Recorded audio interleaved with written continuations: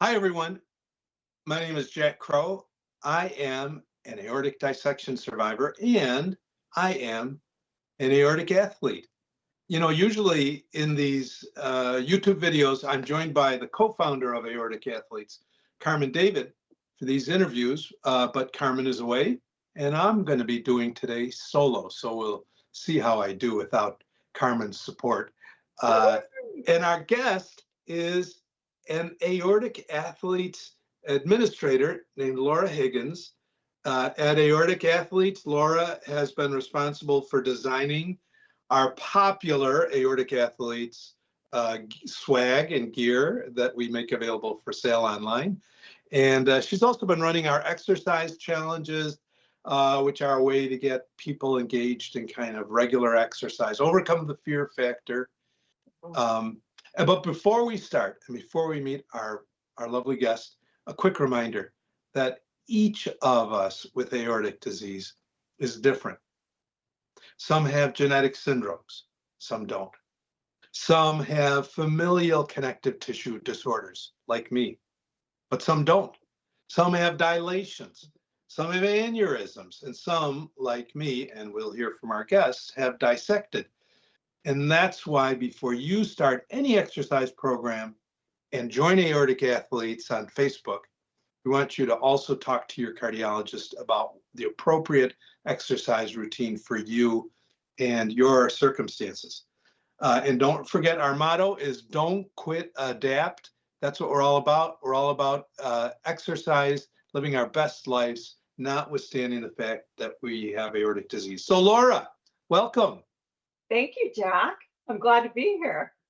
Well, and Laura, thank you also for all you do for behind the scenes for aortic athletes, including a lot of your creative images and things that you put together to market stuff. I really appreciate it. Of course. I love being part of the community. Well, tell us a little bit about yourself, Laura, and let's start by going pre-diagnosis. And by the way, I think I remember you have a fairly extensive athletic background, if I'm not mistaken. Tell us a little bit about what you've done over the years for exercise. Oh, boy. I swear, Jack, in my previous life, I was a golden retriever. So unlike the majority or a lot of the athletes within our community, I've never been an endurance athlete.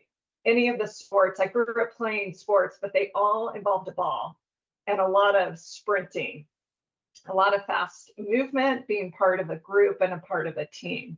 And I used to try to run. I would go out thinking it's so easy because I just have to rely on myself versus gathering a group of people to play volleyball. But I've been playing volleyball. It's been my primary sport through college, and then I moved out to California from the East Coast. Dabbled in the Professional Women's Beach Volleyball Association, and then retired in my late 30s and still played, up until I dissected. But exercise and being active has been a huge part of my life. My career was spent in the industry for over 30 years. And a big chunk of that was really working with people who are challenged with finding the intrinsic motivator to continue to be active. A lot of people start activity, especially around the new year, but there's a big fallout rate. So that you're kind of on again, then you fall out, then you're back again. But really, I used to tell clients, stay active, get rid of your maids, clean your own house. That's a big workout. So when you think of the word exercise and activity, really moving your body is super important, especially as we age. So ironically, Laura, you've been preparing for this your entire life. Well, I will say, Jack, I will say it was bullshit. I was so like, this cannot be happening. I'm fit. What in the world? I felt great. I felt great. Yeah, famous last words. How Yeah. of course I'm healthy. I do endurance events. I'm an Ironman. How can this be happening to me? Yeah. But I also think, Laura, your career working with motivating people to exercise in a funny kind of way that's come in handy more recently, hasn't it? Yes. And it is tough, Jack, it's tough for people. And what's really tough are people that are intrinsically motivated, like yourself. Nobody has to push you to get out and do your walking. Um, but it's really tough for people who are already already motivated, to understand how people can't get motivated, if that makes sense. And usually it's, like anybody else, life gets in the way, kids get in the way, work gets in the way. Learning how to prioritize your health, and understanding the importance of it, and putting that into practice is really tough for some people. And then you throw aortic disease on top of it, whether you dissect it or you're being medically managed, there's a huge fear factor behind it. Science and everything, that supports being active during the disease journey, it's still the fear factor for some people is just overpowering, and it's hard to get up and get moving. So understanding that within our own community, I'm guessing there's a big chunk of people that are probably watching and wanting to kind of get out and take that first step. And also understanding that you don't have to run a marathon. I mean, I would never run a marathon. But the importance of getting up and doing something, yard work, gardening. So that's kind Well, of we're gonna get into, because we're titling this aortic disease, mental health, and exercise. So we're gonna get into a little bit more of the mental health aspect as we go along here.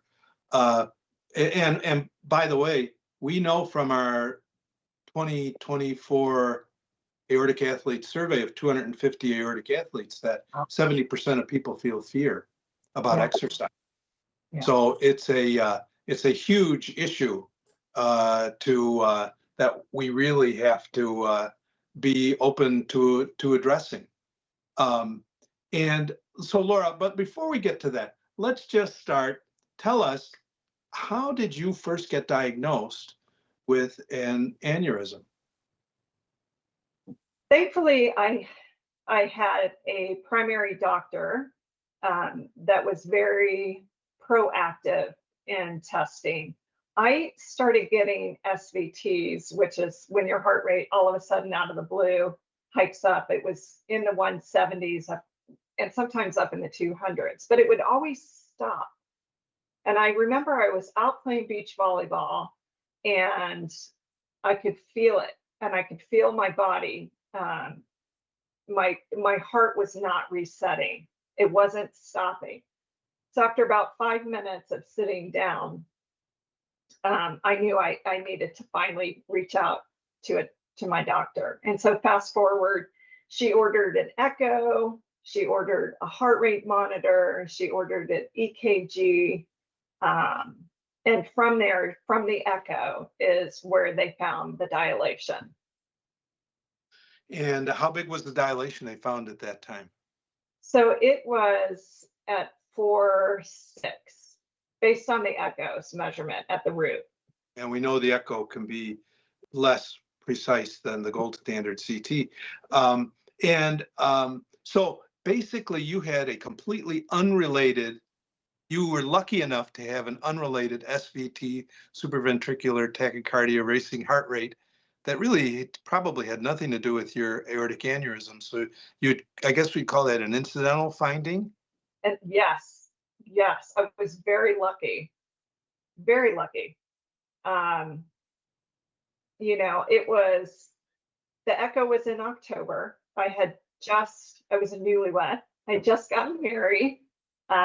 And we had two weddings, one big one in Cabo and another one out of town as well. So trying to fit in the heart rate monitor during that, I didn't prioritize it. I had no idea. I did no research. I knew I had I was meeting with a cardiologist. At that time, I still didn't know the findings of the echo, and I didn't look.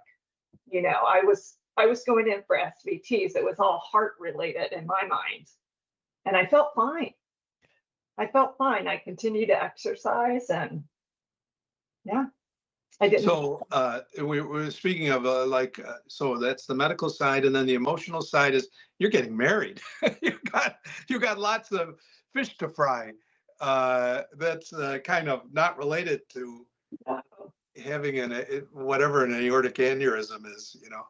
Yeah, so it's crazy. Yeah.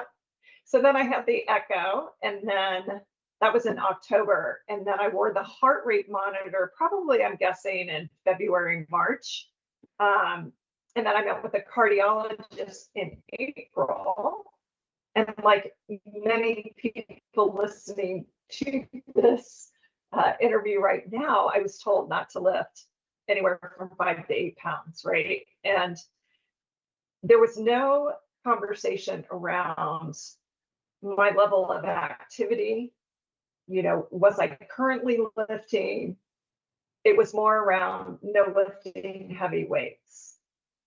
And in my mind, and I'm somebody who comes from that whole space, in my mind, it was Olympic lifting, CrossFit.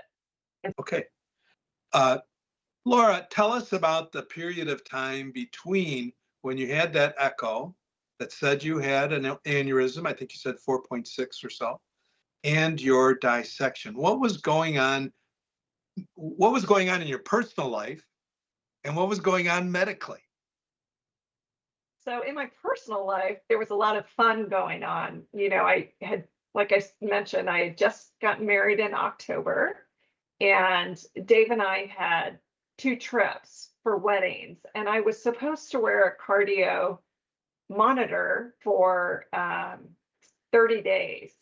And because of where we were going, there was going to be a lot of pool and water time.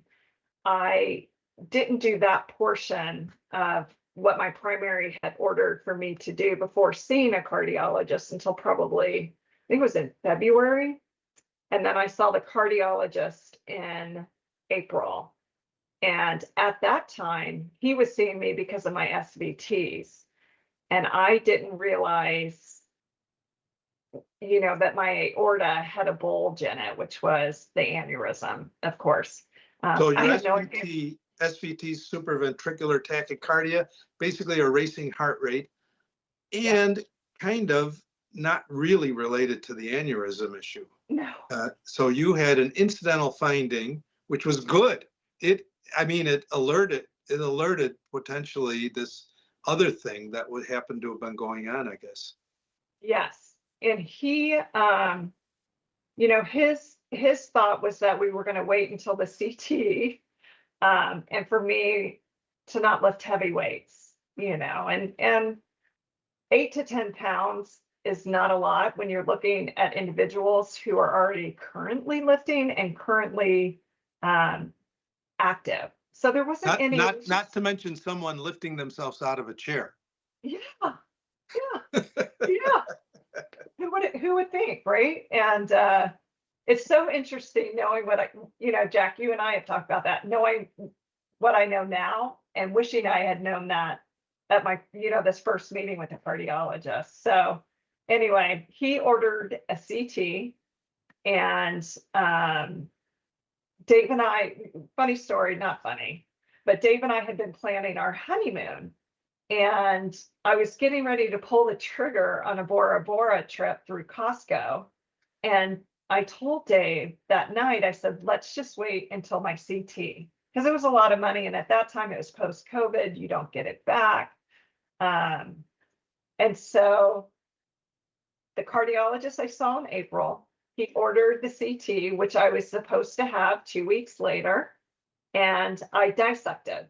Okay, but before they get to that, by the way, I'm glad you didn't go to Bora Bora. I know, me too. I wouldn't be here. Here. Hey, going back, I think you said you got married in like October, and this is October. basically, I'm sorry? Yes. Yeah. And do you know what your blood pressure was like back then?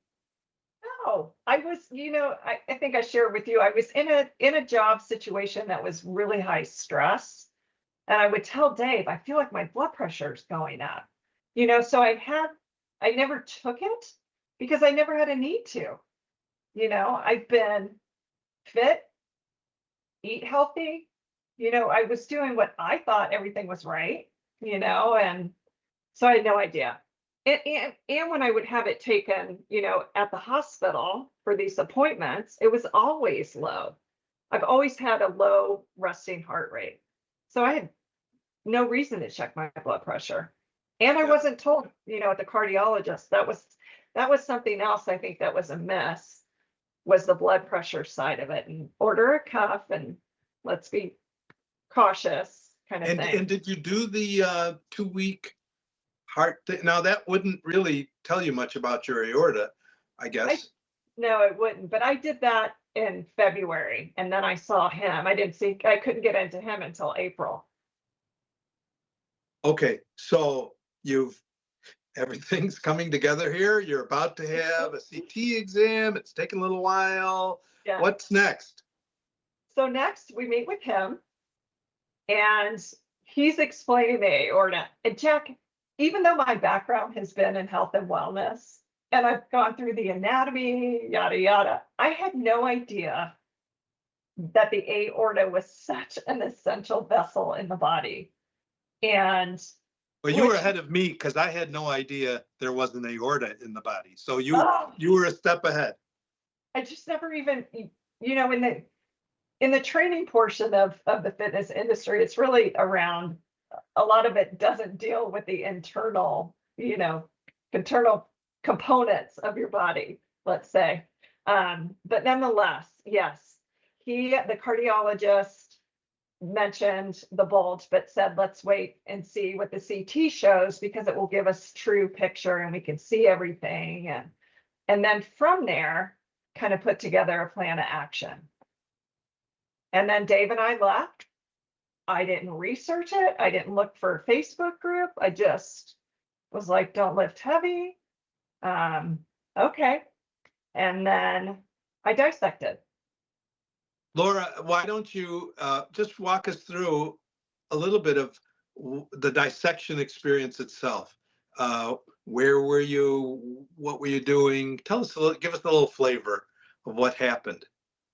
Well, I had my typical morning coffee, and I decided to do a lightweight, what I considered lightweight, gardening project. We had a cactus outside that was having pups, and we had a lot of river rock, and I was going to have Dave remove the pups.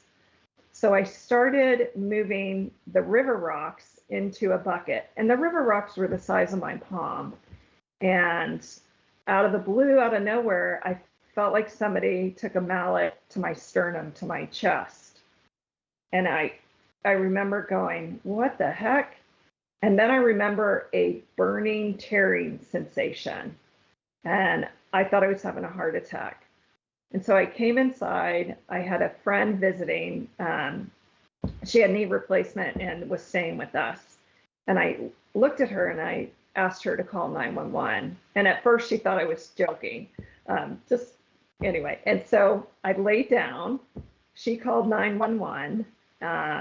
And then fast forward, the EMTs got there, and they were going through all their diagnostics and EKGs, all the things that anybody who's called 911 for chest pains has gone through. And I didn't think they were going to take me.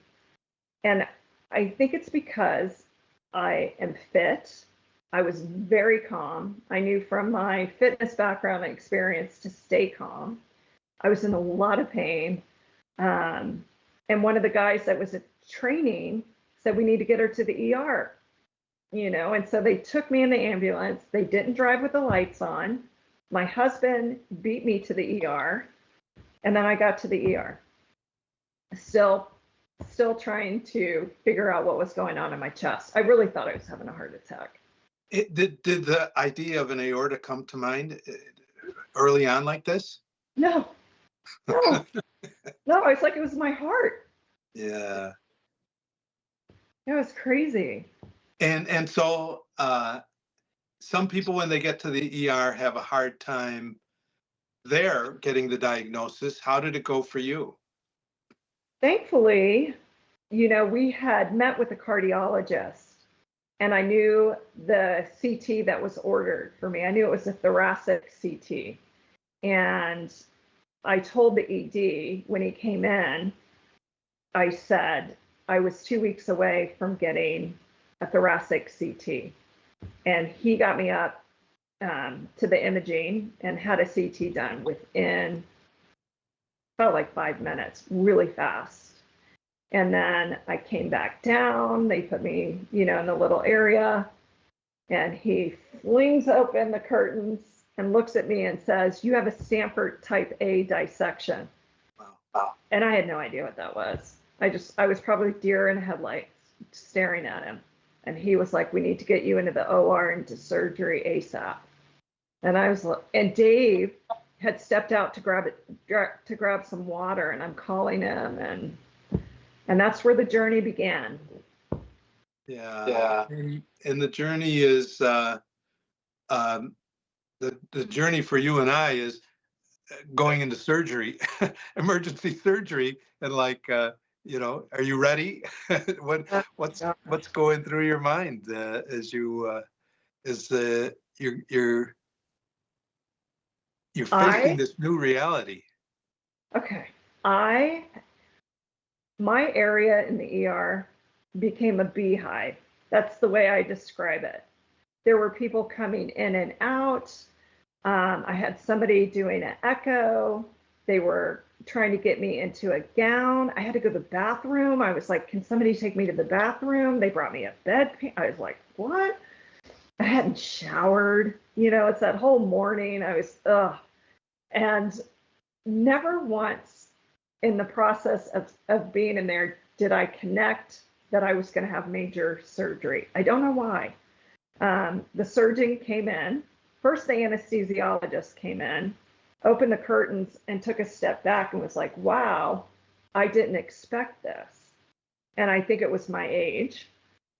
And then the surgeon came in and he said to Dave and I'm sorry, I'm going to get teary eyed.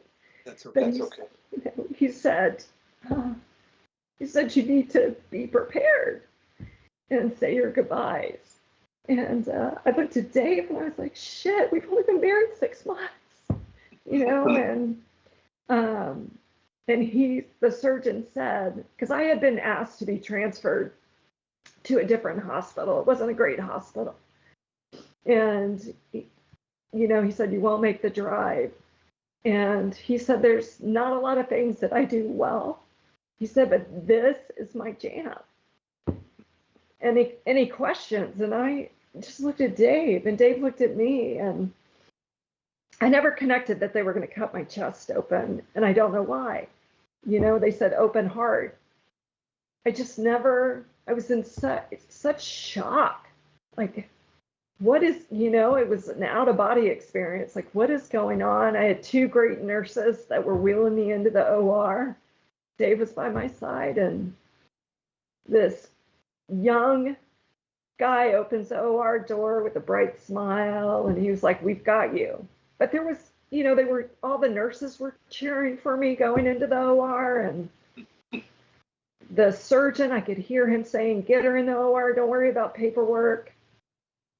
And I just was like, what is going on? I was in a lot of pain, but anybody that's an athlete or active, when you're in pain, you push through it, right? And this was a pain I wasn't going to push through. But the reality of the severity when he said for Dave and I to say our goodbyes was pretty powerful. Sorry. Yeah, and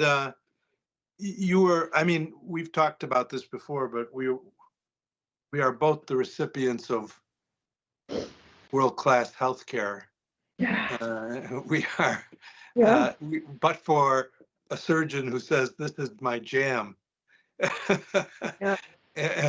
about something we know nothing about, and then we go into surgery. And let's move to post surgery a little bit, and maybe now is a good time to think. So your surgery went well, right? Yeah, it was it was just shy, I think, of 5 hours. And Jack, I had already gone through breast cancer and had a mastectomy. But when I knew, it's very different to have a major surgery when you're not prepared. You know, you put your trust in somebody that you meet for the first time, you know, who's about to crack open your chest and tell you there's a good chance you're not going to come out. When I had my mastectomy, I prepped, knowing that I was going to have this surgery. I did mobility work. I saw sports chiropractic. I hit the gym much harder than I've hit, but I did so much flexibility training, and then fast forward to an emergency and you're not knowing anybody in your care team. It is so different. So different. And to not be prepared. You don't have the research going into it. Even how to prepare for when you get home. You know? So anybody watching this, if you're in the medically managed, I would download the guideline to the aortic dissection patient book. I wish I had that, you know, that's such a great tool. But yeah, I was lucky. Yeah. I had a great surgeon. I will put a show note to the patient guide. I wish I had it too when I went home. I had no idea. I always said it was like being run over by a tank. Yeah. And you know, and then you go home and start walking around the perimeter of your living room a couple times a day. Yeah. So you and I also have something in common, and that is we both had emergency open heart surgery for an ascending aorta aneurysm. And by the way, what size do you think you dissected at? Do you know what it actually was from that 4.6 echo you had originally had? Yeah, so I looked at my notes. It was the aortic root was at 5.6, and the ascending was at 4.7. Okay, so so the 5.6, that's pretty big. That's big. Yeah, and so the echo didn't catch that. No. 6 months earlier, and the thing we also have in common is we both had emergency ascending repair, and in both of our cases, our surgeon, as I say, let us live to fight another day because you had something else going on further up in your aorta. What was that? Yeah. So I only saw my surgeon. I saw him when I was in my hospital stay, of course, but then I only saw him for one follow-up. And he told me at that time, you will need another open heart surgery because you have another aneurysm in your arch. And I looked at him, I looked at Dave again. I just couldn't believe it. Just couldn't believe it, Jack. And I was like, no way. And he said, but not anytime soon, and then I said, well, what can I do for exercise? And he said, you can walk 3 miles every day, build up to it. And I just couldn't believe it. Another open heart. And Jack, you've been through the ringer too. Well, my arch was 6 months later. You've been in watch and wait how long since dissection? Since the dissection, but probably, since my dissection. So it's like 3 years or something like that? No, just a little. So I dissected in 2022. Okay. 23, sorry. In May of 23. So 2 years, a little bit over 2 years. So let's focus now a little bit on the mental and emotional side of this. How did you do coming in that, post run over by a Sherman tank period, getting home, the first 6 months post surgery? How were you feeling? Poor Dave, I got home and I went into a depression, like a really bad. And David, my husband's super active, just like a lot of people in the community.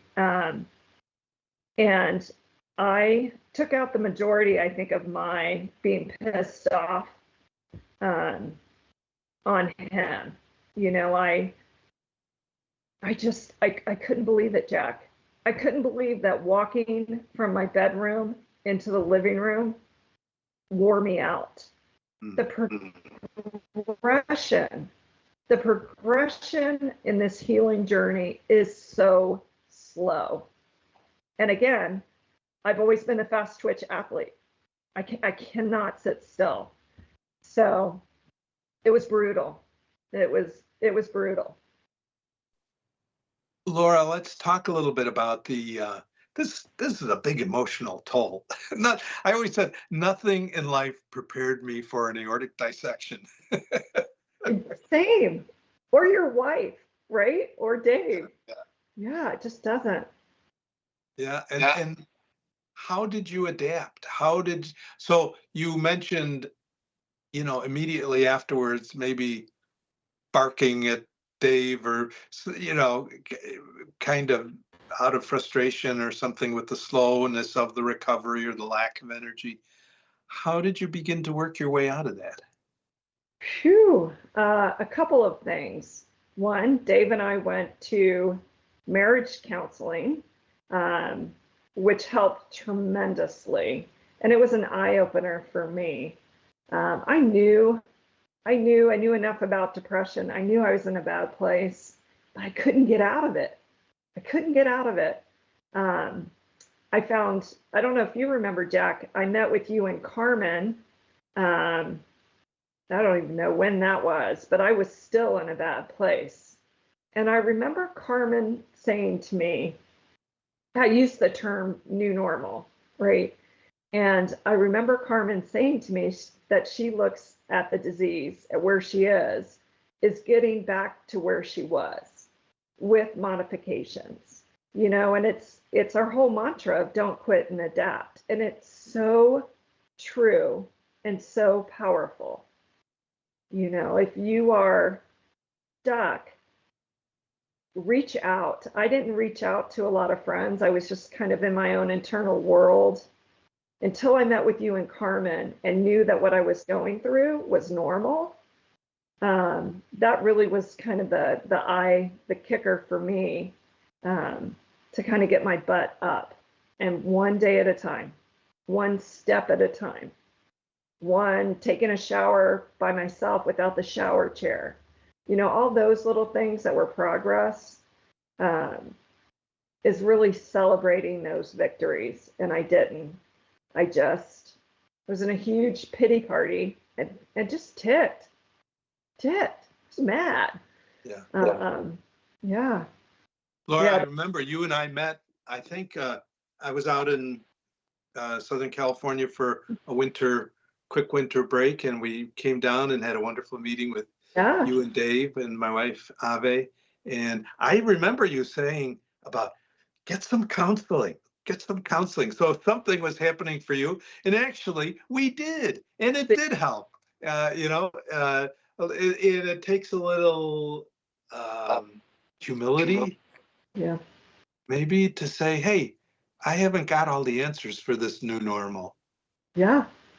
Yeah. And I think too, at the time, I really didn't realize the caregiver side of things, and what the mental toll it was putting on them.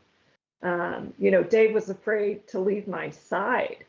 I had to schedule friends over so that he would leave the house.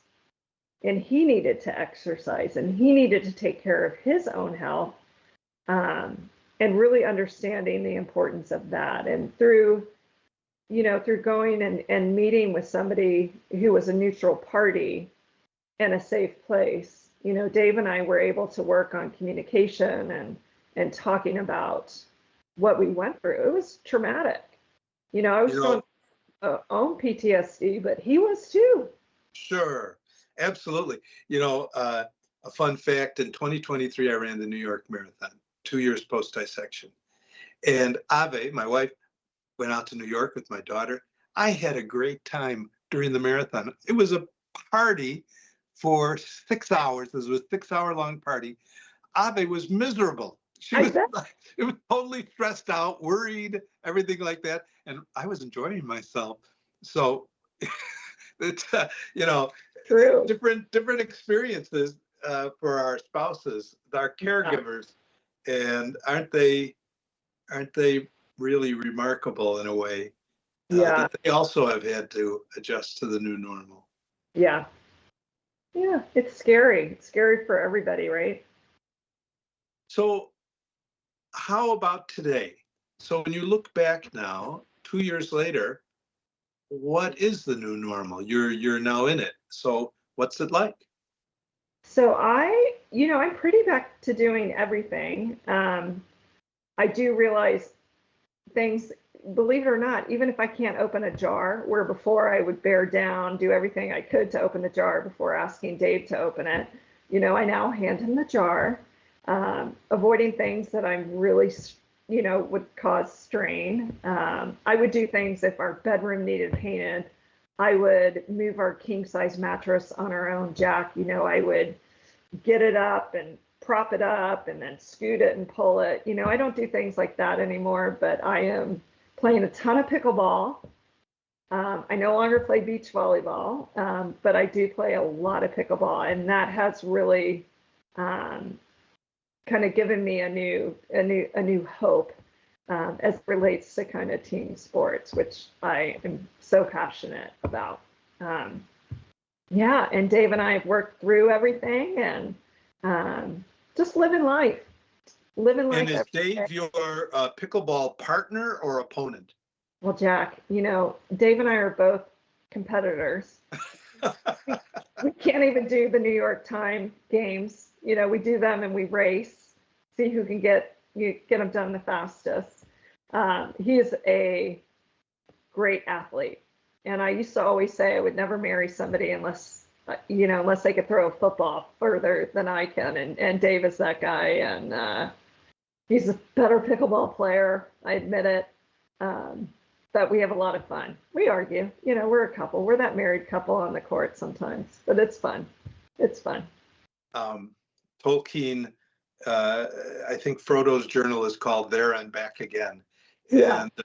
And you've been there, and now you're back to a different place, find yourself in a different place. What would you tell other aortic dissection folks who have experienced aortic dissection and their partners about how to approach this? Wow, that's a great question. I would definitely now, if we were in the medically managed or wait and watch category, really have conversations around what it would look like if something happened. Hard conversations to have, but much better to be prepared if something does happen. If you're unfortunate and you dissect and have emergency open heart repair, again, I would have that guideline, the handbook, before it happens, if you can. And having open communication, like really being vulnerable, and when you're sad and down and depressed, either writing in a journal, leaning into your partner, really lean into your partner because they're going through it too. And there's a lot of strength in that. Laura, you're also in Watch and Wait I am. for the Yay! Arch. Yay! What Yay! advice do you have for successfully Oh, maneuvering through? Because you've been in Watch and Wait for 2 years, right? yeah. I think we interviewed Torbjorn Sindball from Denmark, who was in Watch and Wait for 15 years. Oh, What's your advice to folks in Watch and Wait? What's the secret? stay on top of it. Push. One of the things you said to me is get a second opinion. And I can't tell you how important that is. And I did, you and I talked about Cleveland Clinic. I'm on the West Coast in San Diego. And so going through the logistics in my mind and surgery and recovery and follow-up appointments, I did a lot of research. And so I'm at Stanford Health with a new surgeon, and I've only met him once virtually. So my next CT, I'm going to actually go up to Stanford and have it done there. But I want to have the surgery. You know, having gone through an emergency surgery, I don't want to do it again. It's a walk in the park. I know. The second one's a walk in the park, trust me. Yeah, and at least this time I can prep for it, you know. So yeah, I want the open heart. I'm putting it out to the universe, you know.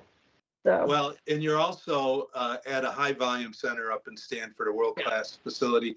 And I always say that, you know, we have a relatively rare disease, and getting to a high volume aortic center near you, whether that's a university hospital, there's probably some place near folks that sees more of this than others. And particularly when it comes to surgery, I think, you know, the outcomes just show that high volume centers just have much better outcomes. yeah. And the other piece of it too is knowing your surgeon before somebody cracks your chest open is really nice. Yeah, it's nice. Yeah. So it's a tough journey. It's a tough All right. journey. Last question. What exercise did you do today? Pickleball. I played pickleball for a little bit over 2 hours. It was fun. I was in a full sweat. I'm trying a new paddle. My game was not up to par. I blamed the paddle. You know, I got to blame something. But it was a lot of fun. Yeah, it was good. What about you? You're training for the marathon. I'm training for the New York Marathon, my retirement marathon. We're recording this. This is your last one, right? I promise this is my last marathon. Although, as I joke to my wife, maybe now I'll take up ultras. Oh, No, I'm done. I'm just going to do little lesser things than marathons. So, but it's all very low heart rate. You know, I'm beta blocked, 115 beats per minute, low blood pressure stuff. And I did 18, was it yesterday or the day before? 18 miles. And it was a party. It was a beautiful party, man. It was just out running. I wish I enjoyed running. I do not like to run. I will never run. What else would you rather do for 4 hours? You know what, Jack? Now I have an excuse. Now I just say, oh, I can't run. You know, in a dissection, you know. Yeah, instead 2 hours of pickleball. Yeah. Well, Laura, you know you are beloved. You are. I'm so happy that you are a partner in Aortic Athletes and a friend on the aortic journey. And thank you for sharing your story here today. And I'm sure it'll mean a lot to folks. I always say we are wounded healers. Yeah. You know, we are screwed up, dissected, repaired, but when we tell our stories, I think it has a power of its own. So thank you. Yes, and thank you, Jack and Carmen. I will say our community is very unique, and if you're in our community and you're going through some stuff like I'm going through still 2 years, reach out to Jack, reach out to me, send us a DM. You know, it's nice to have somebody who's been through it, to really understand everything that you're feeling. It's different. It's different talking to somebody who's gone through it than somebody who hasn't. So I would encourage you to reach out to us. It's Jack and Carmen saved me. I thought I was doomed. I was told I was in an exercise jail.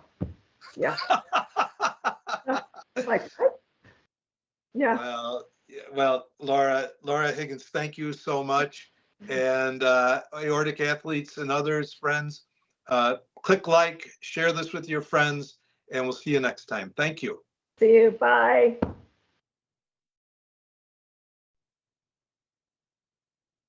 Okay, Joshua raised his hand. Am I freezing again? You always freeze at the worst parts, Laura. At the best part, at the most beautiful parts, that's when you freeze.